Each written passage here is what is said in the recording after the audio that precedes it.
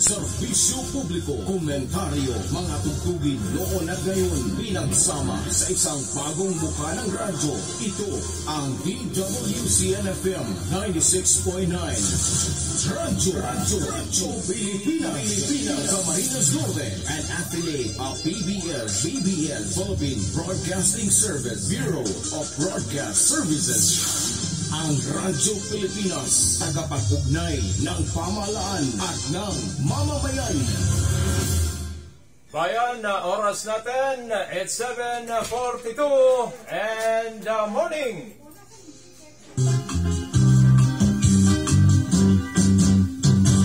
Simula po ngayong araw, ating po itong tatandaan. Masayang programa ating mapapagkitan. Rick Palacio ang aktorma, Rick Palacio maliit ang katawan, malaki naman magmamahal sa bayan. Rick Palacio ay ating pakinggan dito sa paborito ng himpilan. Rick Palacio ay isang simpleng tao, kahit saan magkakausap mo. Rick Palacio hindi mayaman, pero siya'y may palasyo naman. Rick Palacio ating kailangan, nagpagbalik ka sa pamayan. Meron kang nagkakaalaman, kaya siya'y ating pakinggan. Siya po ang lalaking hindi mayaman, pero may palasyo naman. Yes, bayan, narito na ang lalaking hindi mayaman pero may palasyo naman na si Kuya Rick Palacio Jr. Bumabati sa inyong lahat ng isang magandang umaga. Naway pagpalain po tayo ng ating poong may kapal. Araw tayo ngayon ng Miyerkules. Si Rick Palacio ay manutang. It's April 28, year 2021. Rick Palacio ay Isang panibagong umaga, panibagong pag-asa, panibagong buhay ang muling pinagkaloob sa atin ng ating poong may kapal. simpleng tao. Upang tayo po ay muling maglingkod sa Kanya sa pamamagitan ng paglilingkod natin sa ating bayan, sa ating bansa, sa ating kapwa, lalong-lalo na mga walang-wala sa lipunan na may karamdaman at may kapansanan. Hari na bayan, magsilbi tayong liwanag ng pag-asa sa mga taong nasa gitna ng kadiliman. Kaya siya'y ating Mga taong halos di na kumain ng 3 beses sa isang araw, mga taong may kapansanan, karamdaman na halos hindi na matugunan ang kanilang pangangailangan at medyo nakakalimutan ng komunidad, ng lipunan na sila ay matulungan. Hari na mabayan sa ating mga barangay, sa ating mga purok, ating pong pagsumikapan sa abot ng ating makakaya na sila po ay ating matulungan at maidulog natin sa mga kinaukulan, mga ahensya ng pamahalaan na siya pong may kakayanan na tumugon sa kanilang pangangailangan. kaya siya'y ating pakinggan. Sa pangalan po ng bawat Cam Norteño sa pamumuno siyempre ng ating Gobernador Egay Talyado, sa ating mga barangay officials, municipal officials, provincial and national officials, sa lahat ng mga lingkod bayan, elected o hindi elected, tayo po ay mga lingkod bayan na dapat nagkakaisa tayo na magsumikap sa abot ng ating makakaya na makatulong doon sa mga labis na tinamaan ng pandemya dito po sa ating bansa, sa ating lalawigan. Sa taong bayan, mayroon kang At yung pong community pantry, tayo po ay nagpapasalamat at mayroong mga taong bukas ang kanilang kalooban, bukas ang kanilang mga puso sa abot ng kanilang kakayanan na ma-share ang biyaya na kanilang tinatanggap mula sa poong may kapal. Ito po yung mga biyaya na dapat lang makatanggap. Siyempre yung mga walang-wala sa lipunan. Ano po, wag naman sana na may grupo dyan na ang plano lamang ay although may kakayanan naman sila na bumili ng kanilang pangangailangan, ay nakikisaw-saw pa dyan po sa community pantry. Ano po, doon sa Metro Manila may nangyari po niyan na parang pinakyaw na ay yung nakalatag doon sa lamesa na inilagay ng mga may mabuting kalooban, pero may iba na imbes na kunin lamang sa abot ng kanilang pangangailangan, ay halos kinuha na ang buong items na nakalatag doon sa lamesa. Hindi po maganda ang ganong kaisipan. Ano po? Sa abot ng mga kaya natin, isipin natin may iba pa na baka may marami dyan na mas nangangailangan kaysa sa inyo. Sa taong balat, mayroon pang nagkakaalaman. At alam ko naman maraming may mabuting kalooban po riyan na gusto rin mag-donate, magbigay ng tulong. Kaya lang walang paraan kung saan nila dadalhin. Ito na po, nagsusulputan na ang community pantry sa iba't ibang dako ng Pilipinas. Nagsimula po ito doon sa Maginhawa community pantry sa Metro Manila. Kaya salamat naman at mayroon mga taong nag-iisip kung paano makatulong. Siguro doon sa may mga kakayanang tumulong, siguro ganun po ang dapat nating gawin. Pwede naman po tayo mag-organize dyan sa ating mga barangay. May mga pwede mag-organize, may mga non-government organizations po riyan. O pwede rin naman ang barangay. Lahat po tayo bilang bahagi tayo ng komunidad. May samahan man o wala riyan, pwede naman po tayo mag-organize dyan. Kasi sa mga barangay, meron naman po diyang mga nakakaangat sa lipunan, di po ba? Kaya lang walang nag-i-initiate.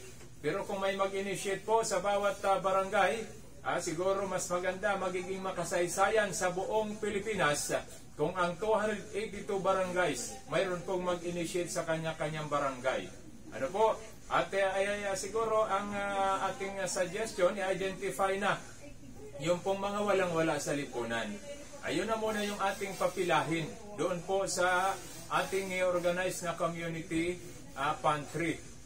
Kaya hindi naman sa pagbubuhat ng aming upuan sa Radyo Pilipinas, kasi po sariling pera din naman po, sariling bulsa ang pinagpunan namin doon sa aming ginawa dyan sa Barangay Mangkayo nung nakaraang Sabado.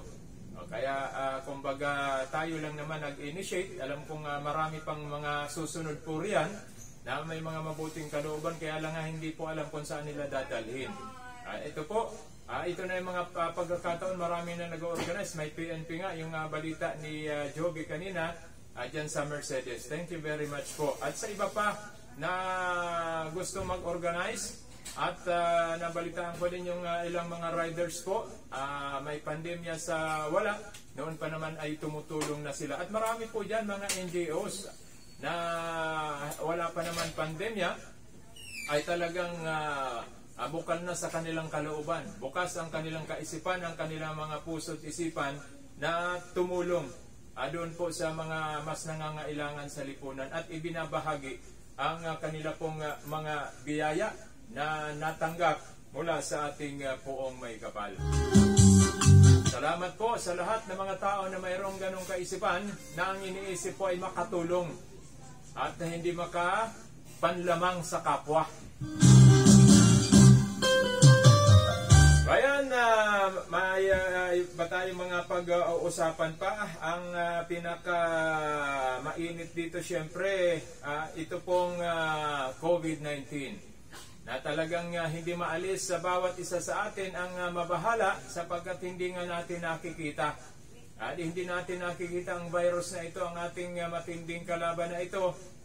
Kaya ang proteksyon natin para makaiwas at hindi tamaan, yung pong pinapayo ng mga health experts natin from DOH, World Health Organization, at sa ating iba pang mga doctors, na ayan ang ipinapayo, sundin lamang po yung minimum health protocols natin, pagsusuot ng face mask, face shield at yung physical distancing.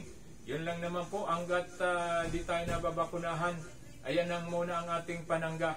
Pero doon sa mga nabakunahan, hindi naman 100% na garantiya na hindi ka natatamaan. Yan po yung paliwanag mismo ng mga eksperto sa virus. Pero laking advantage kapag ikaw po ay nabakunahan. May proteksyon ka na sa iyong katawan. Inuulit ko na lamang yung aking napakinggan Kasi paminsan-minsan hinahanap natin yung paliwanag ng mga eksperto. Sila po yung persons in authority, mga doctors, pagdating dyan sa mga infectious disease na yan, yung DOH, doon po mapakinggan po natin sila. Doon tayo makinig sapagkat yan po yung pinagsunugan nila ng kilay. Diyan sila naging bihasa, mga eksperto sila pagdating sa virus. Kaya yun po ang ating pakikinggan. Na kung ano yung napakinggan natin sa kanila, sundin po natin.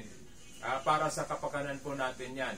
Balikan ko lang, hindi 100% na garantiya na kapag ikaw nabakunahan na, hindi ka natatamaan ng virus. Yun po yung paliwanag ng mga eksperto. Pero, laking advantage nga po, may panangga ka na. May virus man na pumasok sa katawan mo, panglaban na. Kaya ng hadlangan na lumala ang sitwasyon mo. May panlaban ka na sa loob ng katawan mo. Hindi na darating dun sa severe na sitwasyon.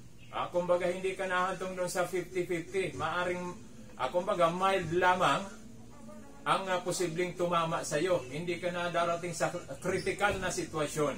Ayun po yung kagandahan kapag ikaw ay nabakunahan. Batay po yan sa paliwanag ng mga eksperto. Kaya sino ba naman ang ayaw na mabigyan ng proteksyon? Kaya lang, dahilan nga po sa yung kakulangan ng supply sa buong mundo. Gusto naman na bumili natin at isa pa, siyempre tayo naman limitado ang kakayanan natin bilang isang mahirap lamang na bansa. Di po ba? Oo. Kaya yan po ang kailangan na lang natin. Ang pinakamabisang panlaban natin sa COVID-19 ay ito pong pagsusot ng face mask, face shield at ito pong physical distancing. At saka kung hindi lang naman talaga napakahalaga, ay kailangan po sa bahay na lamang tayo, magtanim-tanim na lamang tayo. Di po ba? Kaya yan po ako, kung tutusin lang, sabi ko nga kay Ate Pinky, kung ako lang pwede magbakasyon ng mahaba-habang oras, magbabakasyon tayo. Kaya lang hindi naman pwede kasi wala po nga kaming holiday, walang Saturday, Sunday, sapagkat kailangan yung serbisyo ng mga taga-media kagaya po namin sa Radyo Pilipinas. Okay, mamaya po babalikan natin yung tungkol yun sa COVID-19 na yan. At yung interview namin kay Dr. Francisco, ano po, tungkol po dyan sa biglang paglubo sa ating probinsya ng COVID-19. Kunin muna natin ang mga dagdag na balita mula po sa labas ng ating himpilan. Ito po, unahin natin. Ito pong balita ni kasamang Jovi Mangobat, tamang paraan ng paglilibing sa isang namatay sa COVID positive. Pinag-usapan sa LGU Mercedes. Radyo Pilipinas Report. Okay, kunin natin ang detalye mula kay Jovi Mangobat. Jovi, magandang umaga. Please come in. Good morning, Asim Direct. Good morning sa lahat ng ating mga tagapagsubaybay. Kaugnay sa napabalitang isang dating barangay official sa bayan ng Mercedes, ang di umano ang kinamatay ay COVID-19 na ito ay naiting mga hindi pa opisyal na makapagbigay ng statement ang lokal na pamahalaan sapagkat wala pa ang datos na ibinibigay sa tanggapan ng NHO ayon kay Dr. Christopher Bogne. Ang ilang kamag-anak lamang ito ang nagpakita ng swab result na ito ay nagpositibo. Sapagkat ayon niya sa isang private hospital na nag-swab, sapagkat yun ayon yung private hospital sa Mumri na nag-swab, hindi pa nagsumiti ng report sa RSU Daet. Sapagkat ang protocol, ang sino ng private hospital sa Daet, kapag may swinap, dapat may kipag-coordinate sa RSU Daet. Subalit sa kaso ng ex-barangay official, wala pa niya itong report. Sa paglilibing nito, may ilang komento na di mo na hindi nasunod. Subalit pinakita mismo ng Mercedes PNP maging ng sanidad na sinunod nila ang protocol. Ang paglilibing sa mga sa COVID positive ay nakasuot ng PPE ang maglilibing, sulyado ang kabao at walang sino mang maaaring lumapit dito kahit ang kamag-anakan. Kaugnay nito, maagad nagpatawag ng pagpupulong ang Task Force COVID kasama ng NHO, NDRRM, Okay. Putol. Teka. Okay. Nag-usapan ang proper na pag-handle nga ng paglilibing sa isang COVID positive. At ito ay direktang sa lupang lang dingding at hindi mo kailangan pang lagyan ng kung ano ng bagay. So, yan yung ilang mga na pinag-usapan at hindi. Joby, hindi ba alam ni Mayor yun? Hindi ba nag-coordinate tungkol dyan yung hospital? At siyempre, may protocol talaga yan. May proseso yan na bago yan ilibing, may coordination yan sa sanitary, sa LGU. Walang coordination. That kasamang Rick, yun na po ang pinaka-problema. Kaya hindi pa makapagbigay ng official statement ang bayan ng Mercedes sapagkat wala kanyang datos na binibigay sa NHO Mercedes.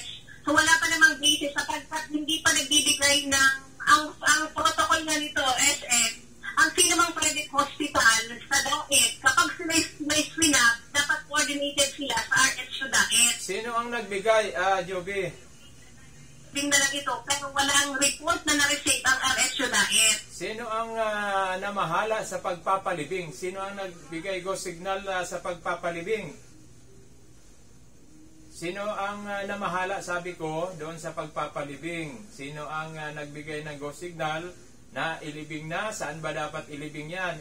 Pambihira yung sitwasyon na yan. Alangan man yung hospital na lang nag-decide na ilibing na without coordination doon sa LGU concerned. Ayan, naputol na tawag ulit yan si Joby. Siguro, makausap natin si Mayor at yung hospital mismo. Siyempre mayroon yung death certificate. Ano ba yung nandyan sa death certificate na yan, Joby? Anong nakalagay doon, cause of death? Doon, nakita mo ba yung death certificate? Actually, ang nag-present lang kay Dr. Abogle ay yung kamag-anak. Dala ba yung death certificate? Ayun nga, kaya pinakita nga kay Dr. Abogle, kung na-confirm naman ng doktor, na talagang hinab siya. Ang problema nga lang, walang official na dinibigay sa kanila. Walang official na yung mismo ng private hospital, wala pang report na dinibigay sa kanila. Di ibig sabihin wala pang confirmation na positive yun sa COVID? Pinansan niya din naman ng positive. Sino nag-confirm? Na hinihingi nila para maideklara nila to, para makapagbigay ng official statement. Sino nag-confirm na yan nga ay positive sa COVID? Yung mismong nag-swab ng private hospital dahil pinakita dun sa kamag-anak. Dapat ang ma-declare niyan, DOH. Di ba? Dapat kasi may nagtalo na niyan eh. Nag-declare yung isang private, hindi dyan sa kasong yan. Ibang kaso, matagal na. Nag-declare yung isang private hospital na namatay daw sa COVID. Ay bakit hindi pinaswab at dinala sa DOH para maging official nga ang declaration na Joby? Doon na, parang ganito ito ka sa SM Rick. So, kaya nga, kumbaga, papabalidate itong doon dito sa RHU DAET. Sapagkat saklaw pa din ito ng DAET. Sapagkat pa isang private hospital sa DAET ang nag-swab nito. Sige, matawag na siguro tayo sa MDRRMO. Follow up natin ang bagay na ito. Thank you, kasamang Joby. Okay, yan po yung mga release na balita. Follow up din natin ito kasamang pag may official statement na, ipapayag din natin ito. So mula sa location, UP Manggubat, nag-uulat para sa bayan. Radyo Pilipinas, report. Okay, ayan po medyo marami tayong katanungan tungkol dyan. Una dapat bago kasi ang ma-declare talaga niyan, DOH eh.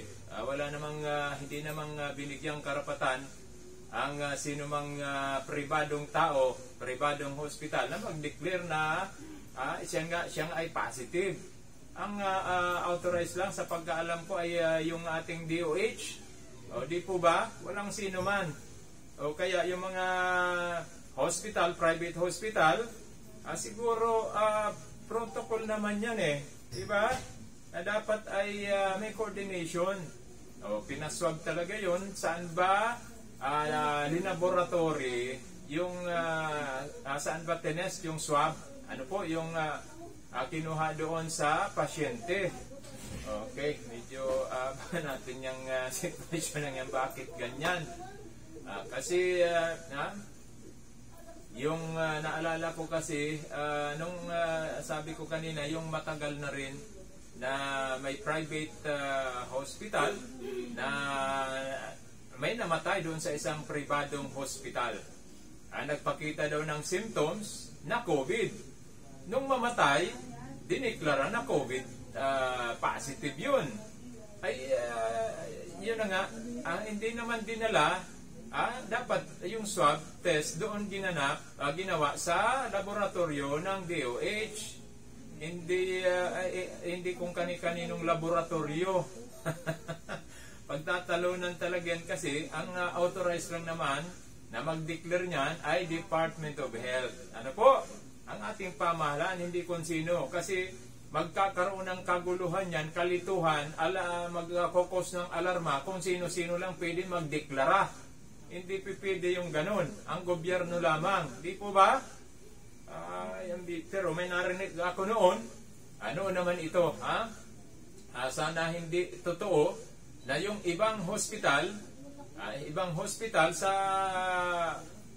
buong Pilipinas kasi may ilan na kahit symptoms pa lang ng COVID, dinideklara ng COVID pag namatay. Hindi pa naman confirm kasi dapat dumaan sa DOH, sa test ng DOH. Okay? Ito maya-maya papakinggan natin yung exclusive interview po namin nung nakaraang Lunes kay Dr. Francisco para mapakinggan po ninyo kung gaano nakarami ang nagpositibo dito po sa COVID-19 sa ating pong lalawigan. Para akala kasi nung iba, kampante na yung iba na akala wala na, di na dumarami sa atin. Sa buong Pilipinas, sa buong mundo dumarami, sa Bicol Region at sa ating lalawigan. Kaya dapat po ay iba yung pag-iingat, doblihin pa rin natin yung ating pag-iingat at pagsunod natin sa mga preventive measures, health protocols na ipinapayo ng Department of Health. Bayan, magbabalik tayo pagkalipas ng ilang paalala mula sa Department of Health. Kabasa ko daw po ito sa inyo. Umiwas sa mga nakamamatay na sakit. Ang proper hand washing. Pasahin at sabunin mabuti ang mga kamay. Kuskusin ang likod ng mga kamay. Pagharapin, kuskusin ang mga kalan, nahina at nalagitan niya. Hand wash ng 20 seconds. Tandaan, prevention is better than cure. Ugaliin mag-proper hand washing. Okay na kalusugan. Okay sa bayan.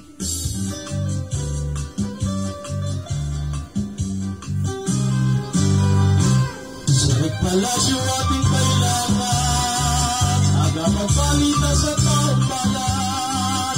Mayroon pang dagdag na alaman. Kaya siya'y ating pakinggan. Okay bayan, balik tayo sa ating palatuntunan ng ating tuklasin na bayan at this time po pakinggan natin yung pong exclusive interview ng Radyo Pilipinas at syempre ito pong interview ito na i-post na rin natin sa ating YouTube channel para sa mas malawak na information dissemination. Ano po? Kung gusto nyo mapanood mismo yung interview, nasa YouTube channel ko naman po yan. Kasi gusto ko ay ma-disseminate ng mas malawak sa iba't ibang platforms. Ito pong ganito mga information na dapat po maipaarating sa taong bayan. Sa YouTube channel ko, Rick Palacio Jr. TV, doon po sa ating mga kababayan na hindi nakakarinig ng radyo kung minsan, sa Facebook, pwede mapanood at sa YouTube channel ko, Rick Palacio Jr. TV.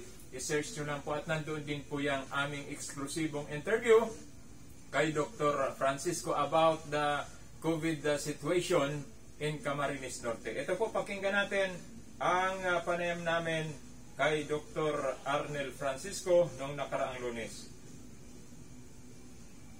Doc, sa Radyo Pilipinas, sa Rick Palacio Jr. TV, sa mga Facebook page po namin, papatiin mo natin si Doc sa mga nanonood, nakikinig po, Doc. Yes, isa pong magandang tanghali po sa lahat ng nakikinig ng Radyo ng Bayan, sa ating mahal na gobernador, at sa lahat ng mga kababayan natin dito sa Camarines Norte. Sa kalaman po ng lahat, Doc, ilan na po ba talaga as of this day yung active na tinamaan ng positive ng COVID-19 sa Camarines Norte at saan bayan po? Okay, sandali. Medyo pag may text kasi ay napuputol. Ulitin na lang natin. Okay.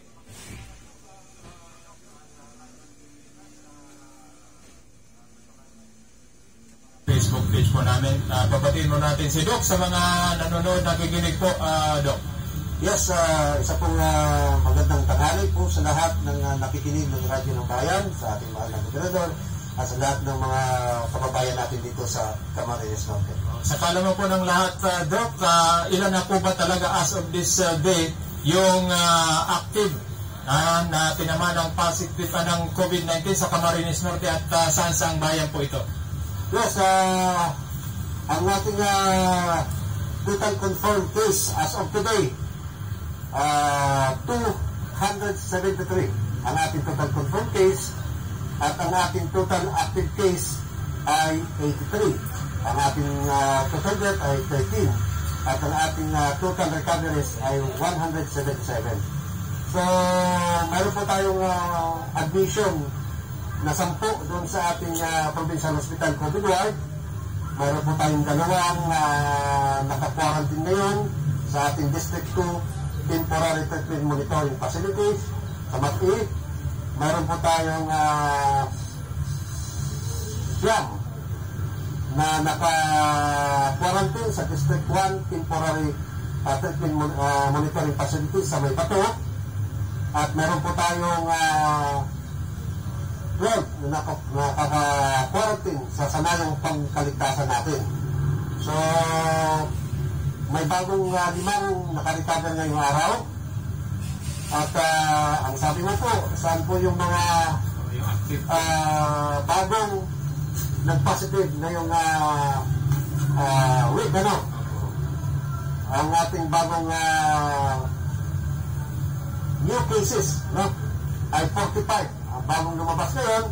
At saan po itong 45, yun po ay yung dahil po ay 14, ang Basod po ay 11, ang Kapalungga po ay 8, ang Labo po ay 3, ang Paracali ay 2, ang Sipanganiban ay 1, at ang Binson ay 6. So lahat po yan, 45 new cases po.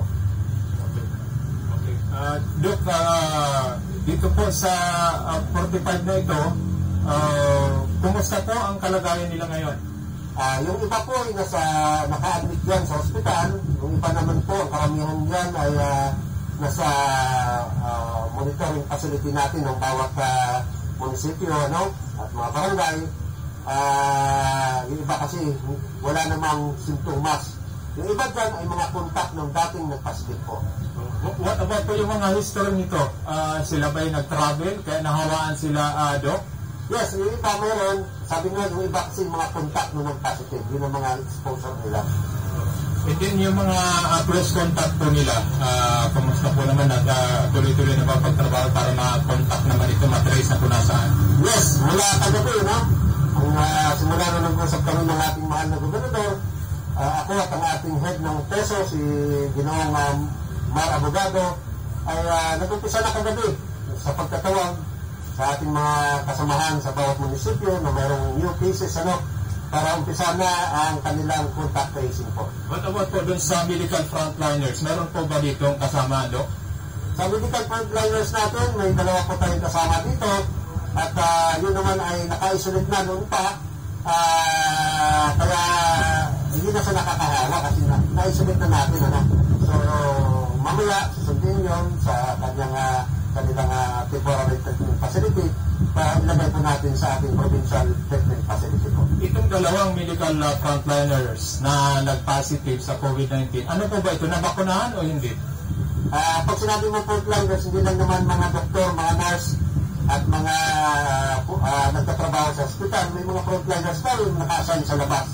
At ito yung mga naka-assign sa labas po. Kaya ito po yung nabakunahan po ba? Hindi pa pa sila nabakunahan. May local transmission na po ba tayo kung sakali ba? Kung ang local transmission kasi, ito po ay ang nagsasabi niyan ay ang ating DOH, ano? Sila po magpapalabas ng kalapas kung mayroon po tayong local transmission. Pero kung ang pagbabasihan natin, ito may mga exposure at yan po yung mga history galing sa labas, hindi po siguro masasabi natin na local transmission. Pero sabi ko nga, may mga kriteria na binabasihan para sabihin na may local transmission o may community transmission. May kriteria po yan, ang nag-set po yan, DOH, kung ang ating probinsya ay pasok yan, sasabihin nila na meron. Pero kung ang ating probinsya hindi pasok na sa kriteria, hindi naman sasabihin ng DOH na meron po tayo.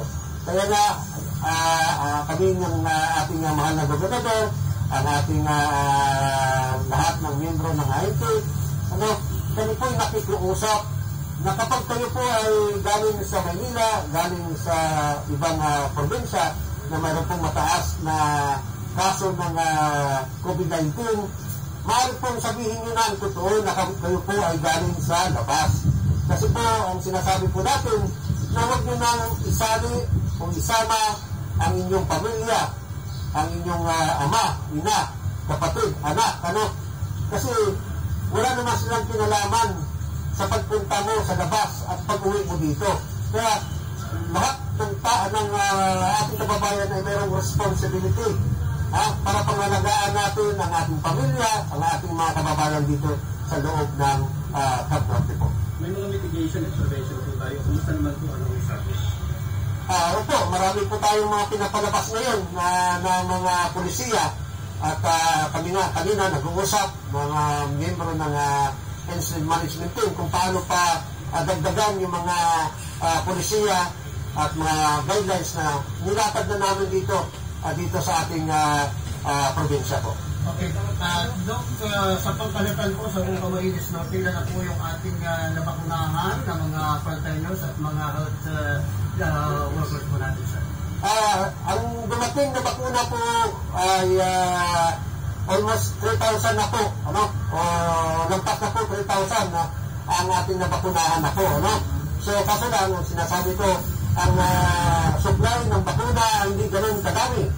So, kailangan i-distribute natin sa 12 munisipyo, sa kanilang rural health units, ang mga bakuna na yun, alinsunod sa kanilang master listing, at preparation doon sa kanilang munisipyo. Kasi, mainam na maibigay natin agad ang bakuna at mai-vaccinate natin agad ang vaccine sa ating mga kababayan para hindi ito mapalis, Doc, huling tanong ko po, meron po kasi, lumulubog po kasi ang bilang ng mga nahahawa ng COVID-19 sa ating probinsya at yung ilan po, nag-aalala, may mga bali-balita daw po na posibleng lockdown daw po sa ilang lugar sa probinsya. May posibilidad po ka, Doktor?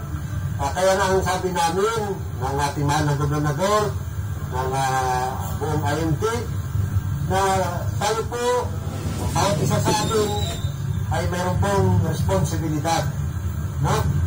Alagaan po natin ang ating mga kasamahan dito sa probinsya, at huwag na tayong sutil, Pag wala namang kailangang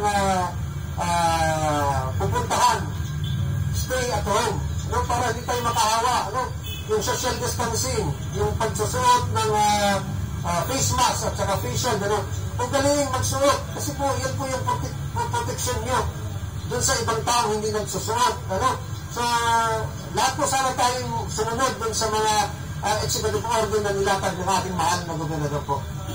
Okay. Dok, ngayong tumataas ang kaso po ng COVID-19, may mga pagbabago po ba sa loob ng provincial hospital, yung kakaibang pamamaraan para sabi nga po mabilis na matugunan yung mga ina-admit ng mga patient na active sa COVID-19? Sa ngayon po, ang ating provincial COVID ward sa provincial hospital, puno po. At yun na po ang pinag-uusapan namin at meron na kaming strategy to extend the COVID ward, gagamitin namin yung ibang isolation unit ng provincial hospital para lang ma-accommodate yung mga pasyente nating hindi na-admit sa private hospital, at doon ang takbo sa ating provincial hospital. So, tapos na po yan, may strategy na kami dyan, may plano na kami dyan. Kaso lang, kung yan ay dadami at dadami, siyempre, ang ating hospital ay mayroon ng kakayanan na tumanggap kung ilang piraso yan, So, kailangan lang talaga natin yung prevention. Ano ba yung prevention? Sinabi natin kanina na sana tayo ay galing sumunod doon sa alintutunin na itinakda ng ating mahal na gobernador. As of now po, Doc, ilan po ang pwede at kayang i-accommodate ng CNPH just in case na lumubo pa yung case ng COVID-19 sa Camarines Norte? Ang ating provincial hospital COVID ward can accommodate 30% of the hospital bed po. Yan po ay maliwanag na nakasaad sa batas ng public hospital ay dapat maglaan ng 30% ng kanilang hospital bed. Doc, kumusta po? Sapat po ba yung contact tracing team natin? Kasi ngayong araw, tila napakataas po yung COVID positive na Camarines Norte po. 45, record high. Yes, ang bawat munisipyo po ay mayroong contact tracing team.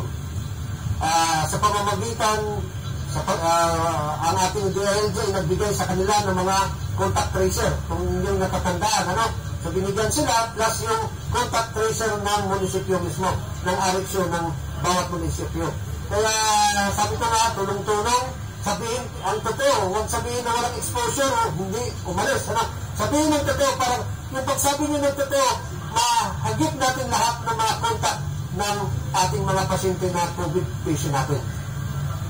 Dagdag ko, Doc, kung sakaling meron tayong mas malala po na COVID patient positive, meron ba tayong ventilator sa Camarines Norte Provincial Hospital? Noon pa na ako'y pa nagpapa-interview, ang ating mahal na gobernador ay marami pong binili na ventilator, So, sapat po ang ating ventilator sa ating hospital para mabigyan natin ng magandang management ang ating mga COVID patient po. Okay. Doc, nabanggit nyo na marami nga po doong inadmit na COVID patient.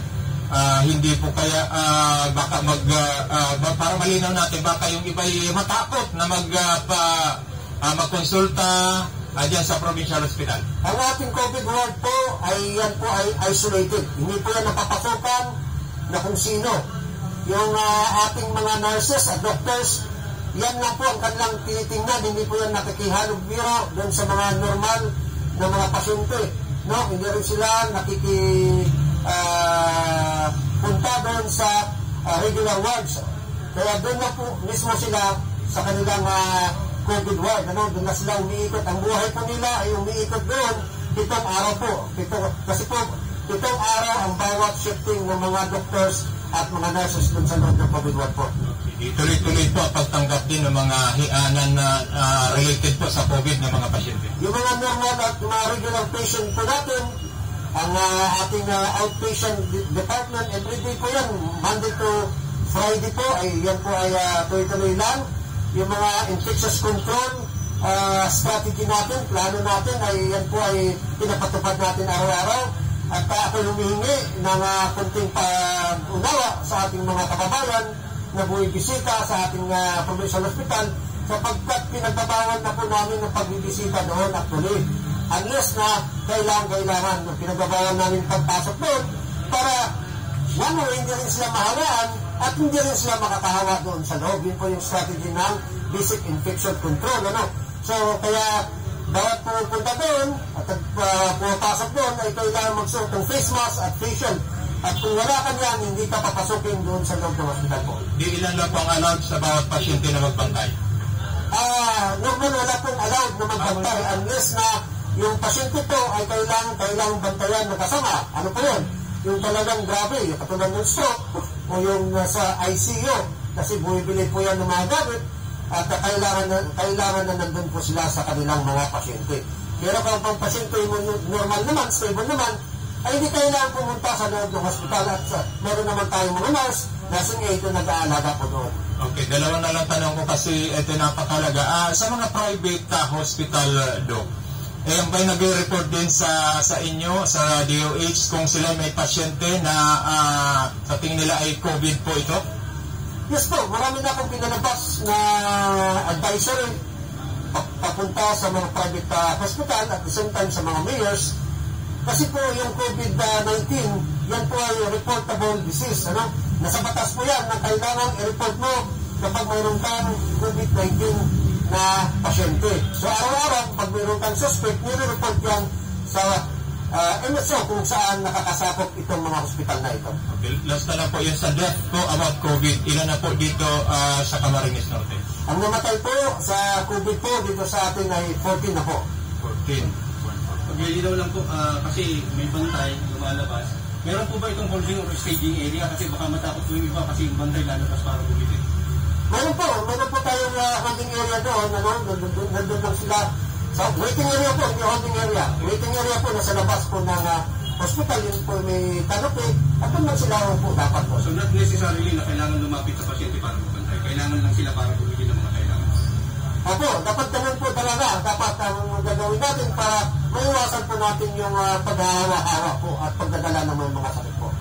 Okay, yun lamang Doc. Natalis na may nakalimutan kaming itanong na gusto niyong i-disseminate sa publiko. Go ahead po. Yun po ang gusto ko sanang sabihin sa ating mga kababayan. Kami po ng ating mga gobernador, kasama po ng IMT, Insulin Management Team, kasama po ang mga doctors and nurses na sana po ay magtulungan po tayo. Sundin po natin ang itinakdang executive order na ating mahal na gobernador, Ido Italiano, yung pagsusot po ng ating face mask, yung social distancing, at yung ugaliing magtanong po ng tamang impormasyon sa ating mga doctors at mga health workers. At ang pinakalas po dyan, yung suportahan niyo po ang ating pagbabakuna sa COVID po. Yan na po at salamat. Okay, yan po yung aming exclusive interview kay Dr. Arnel Francisco, ang ating pong acting Provincial Health Officer. Babalikan po natin yung mga ilang binanggit ni Dr. Francisco pagkalipas lamang po ng ilang paalaala mula pa rin sa DOH para labanan natin ang COVID-19. Umiwas sa mga nakamamatay na sakit. Mag-proper hand washing. Basahin at sabunin mabuti ang mga kamay. Kuskusin ang likod ng mga kamay. Pagharapin, kuskusin ang mga palad, daliri at mga pagitan nito. Mag-hand wash ng 20 seconds. Tandaan, prevention is better than cure. Ugaliin mag-proper hand washing. Okay na kalusugan. Okay sa bayan.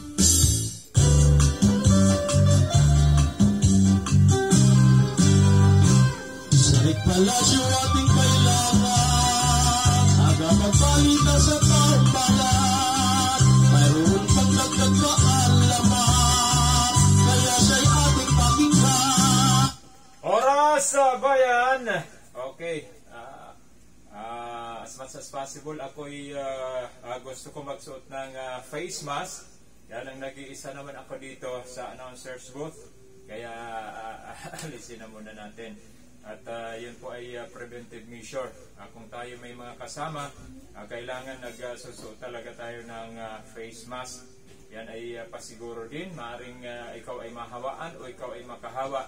Hindi lamang yung COVID-19. Ano po? Sapagkat sabi ng mga infectious diseases experts, iba-iba ang virus. Hindi lang naman yan COVID-19. Okay, oras natin, alas 8:26 na po ng umaga ang aking text line. Sa may mga concerns po, doon sa ating mga kababayan, pwede po kayo mag-text sa akin, 0929-686-7317, 0929-686-7317. Okay, si Tata Panong, may text message dito. Yang mga nasa, ano yan? Mga naasa sa bigay. tamad dyan, ayaw magbanat ng buto. Yung mga naasa daw, sabi ni Tata Panong. Depende naman na sa sitwasyon, talagang may mga kumbaga unable na magtrabaho, walang mga kamag-anak, kapamilya. Kagaya nung nasa Gahunon, may kapamilya, kamag-anak naman sana, medyo naghihirap din. Ayan, yun nga pala yung aming babalikan riyan sapagkat kaawa-awa yung pamilya riyan. Si Jaja Panotes, na may 4 na pasyente. Kaawa-awa, isang tuka lang naman ang kinikita niya. Kung minsan ay wala, kung minsan ay mayroon, ay talagang matindi ang sitwasyon. Okay? Babalikan natin yung tungkol sa COVID sa pinahayag ni Dr. Francisco, kapagkat gusto ko mabigyang emphasis po itong kanyang mga binanggit. Mamaya, babalikan po natin yan at padaanin muna natin yung pong mga pag-uulat ng ating mga Radyo Patrol ng Bayan. Tupad cash payout, isa sa gawa. Bukas, kunin natin ang detalye mula kay Ino Noguera. Radyo Pilipinas Report. Ino, magandang umaga. Please come in. Nagkataklan sa gawa, SMRI ang tupad cash payout sa 902 individual beneficiaryo ng programa na gaganapin sa April 29 o sa araw ng bukas, 1:00 ng hapon dito naman sa Agro Sports Center. Batay sa impormasyong nakalap, ang programa ay pangunahan ni Governor Gerber Tanyado at ibang ahensya para sa kabuhayan project ng mga mahirap tugon sa panahon ngayong pandemya ng COVID-19. Ito ay programa rin ng Dole Tupad at ng provincial government na sa mas lalong panahon ay maibigay doon sa mga kwalipikadong mahirap na ngayon ay nangangailangan ng tulong mula sa gobyerno. Yan ang mga dagdag na mga balita dito sa location sa Agro Sports Center. Sino? Bakit? Radyo Pilipinas Report. Thank you kay kasamang Ino Noguera.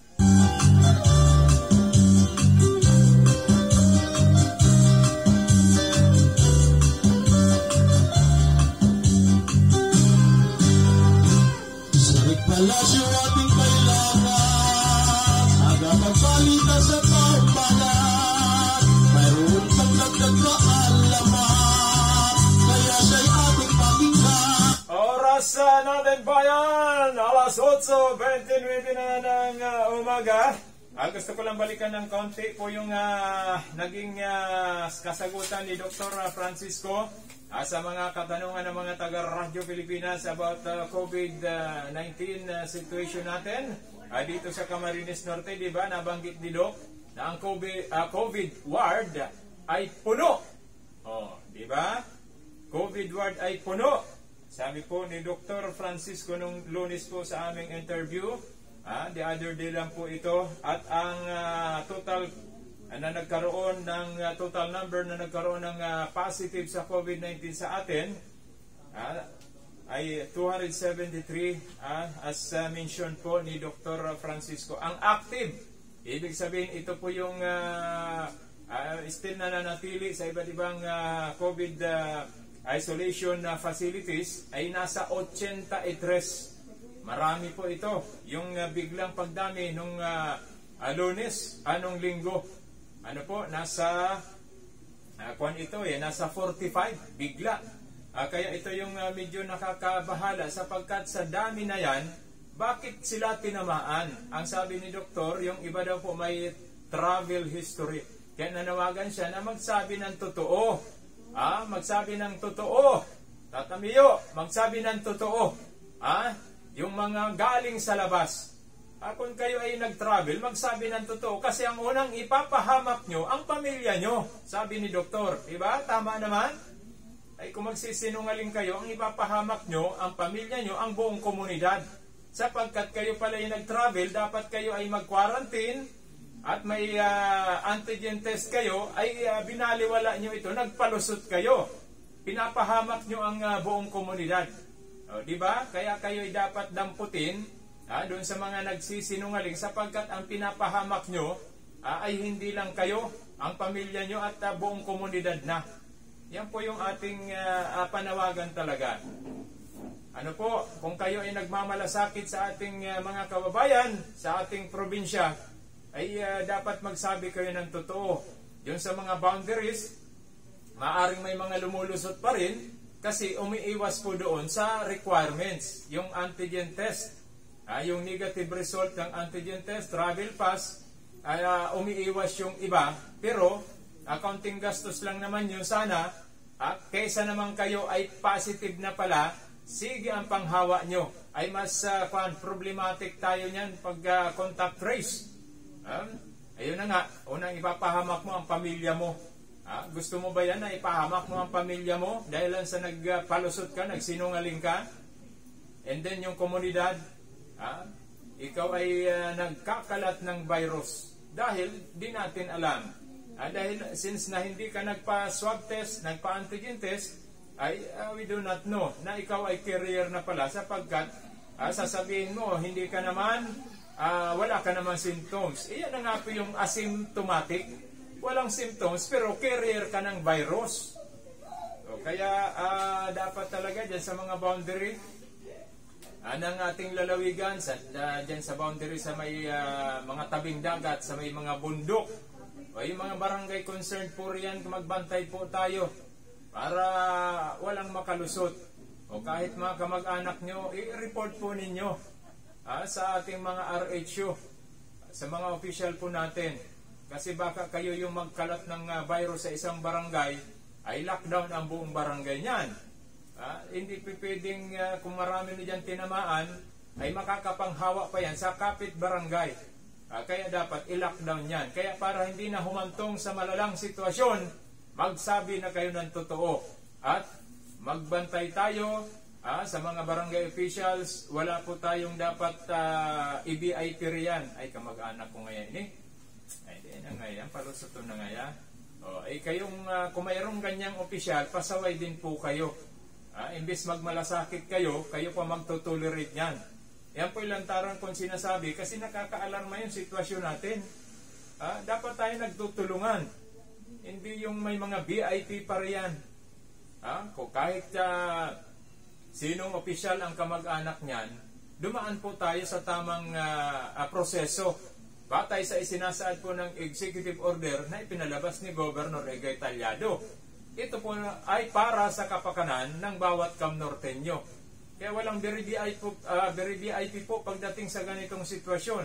Hindi po ito basta-basta. Hindi natin nakikita yung kalaban nating virus. O porque pala kamag-anak ng isang opisyal, palulusutin, ano ba yan? Di ba yung tinatamaan ng virus? Doon po ang dyan nakakapagpan tayo. O kung kayo naman po dyan sa mga barangay nyo, may nalaman kayo na pinalusot ng barangay, i-report po ninyo sa amin. Yan ay dapat maimbestigahan mga ganyang opisyal na pasimuno pa para magkalat ng virus dito sa ating lalawigan. Hopefully walang ganyan. Ano po? Pero kung mayroon kayong alam na kamag-anak ng isang opisyal, i-report nyo po sa amin. At yan naman ay papaabot natin sa ating gobernador na mayroon palang ganyan. Kahit sino po, kahit sinong kamag-anak niya na opisyal, wala pong exemption sa virus na ito. Ang dapat dito, pangalagaan ng bawat Kamnorteño. Okay, babalikan po natin yung COVID-19. Daanin natin ang mga dagdag na balita. Walang headlines lang. Si Kasamang Lino, tingnan natin, tuklasin natin ang kanyang balita mula sa labas ng ating himpilan. Radyo Pilipinas Report. Lino, magandang umaga. Please come in. Yan kung walang hupay po ang pagsasagawa at pagkatapos fund ng pagkatapos ganun po, wala itong hupay ang tinatawag fund ng ating Congresswoman Marisol Tuspanot ng ikanang distrito po ng Lagwigan ng Pag-Istorte. Nakatunayan ay patisip po ang market code ng Beatrice Apion ng Barangay Santa Elena, Talintay, Kapamilya Norte. Ito po ay natutukan tumalaga mula pinukaan ng pudo ng kultural fund ng Tapurang Pongitsita. Kung ito ng pagkayang ito ay lapis po naman ang pagkapasalamat ni punong lakukan Pangulong Francisco. Kasama po ang pagkito ng gapay at pagdulugan ng Twitter at mga nagapay sa dahil sa anti-katat action. Matapos po naman ng pabot ng sopa na pag-protest ang resolusyon. Kung ito naman sa kahibigan barangay ng barangay Tulapan na paano at kanila po kapag-kapag kung po naman sa kanila kung po naman ay pag-isipan at buwan at inaasahang magtatapos susunod na buwan ng merong balita, radyo Pagkodi po parang nag-ulat at pabayan. Radyo Pilipinas Report. Okay, salamat kay Lino Malabanan at balikan natin yung sa COVID-19 dito po sa ating lalawigan. Ayun pong active, imagine, umabot tayo sa 83.